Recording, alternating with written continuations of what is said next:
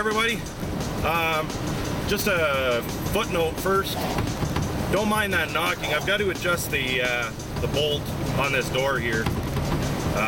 It's latched, but it's just a little on the loose side. So, anyways, this video is a little vlog to tell you I kind of jumped the gun and messed up and brought a video out a little too soon. I was figuring I was going to be going back to work here any day. And then I did a little bit more research, found out what was best, and turns out now I'm not going to. What happened was, I got a call from Yellowknife. They wanted me to come up, start doing a concrete haul from Edmonton to Yellowknife to prepare for the ice roads. And I was like, alright, so I talked with immigration. They said that, yeah, I can leave the country, but I had to fill out a form. And, a little too early on that shift. I still have no brakes in this thing, so I'm actually going over to my mechanic now to see if he can't do it. It's a pretty nice day out, so.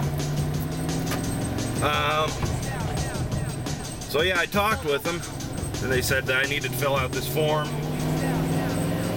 And I talked with them again because when I started filling that form out, it looked like that was something to come back into the country. And anyways, the short of it is I don't need to fill out any form. I had two choices. I had A, I can sit here, fill out the forms, and then it can take 4 to 6 months, or B, if I left to go back up to Canada, I was free to do that, but I couldn't fill out the forms right now. I had to wait for the form that's in to clear and then go have an appointment and then fill out the rest of the papers. But I was looking at that because the extra papers that we still need to fill out is $1,000. And since we were told wrong in the first place, and things have come up, bills, you know, medical bills started to get paid, and, you know, and then this thing here, we ran out of money. So the only real option was to go back to Canada and start driving that concrete haul and get that taken care of. So that's what that video was all about. I was going to be going back up to Canada. And in talking with somebody, that would have been a bad idea, and that's kind of what I was figuring, because it would have been at least a year until I was able to come back into the US, and that's if everything went right. But he said if I went out of the country and filed out of country, it would have been a nightmare, a real nightmare. So that was after I had already talked to the boss up in Yellowknife. I was talking with him, telling him that I'm getting the runaround from immigration still, and you know, and I then finding the cheapest flight I could find at this point is now $700, and I didn't have that much. So he says, well, why don't I just advance you the $1,000 to take care of the immigration, get that taken care of, and then come up for the ice road. Because he says, I know you're going to come back up and work for me. I said, oh, dang Skippy, I am. At the very least, you know, just doing the ice road every season. But this haul that he's got, concrete haul, it could be a full year contract with that company. So it might turn out to something where I can do the ice road, come home for a couple of months, go back up, do a little bit of hauling, come back for a few months, I don't know.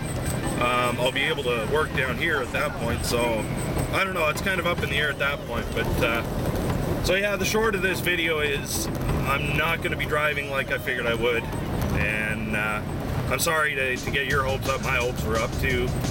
The good thing is he's got my truck ready. It actually made an appearance in the first season of the Ice Road show. The best view of it is in, I think it's episode 8. It's the third last episode, and it's whenever they had the white out, everybody's sitting up in Diavik, and they do a pan across the truck sitting there, and it's a yellow Freightliner. It's got purple fenders, which is perfect for me.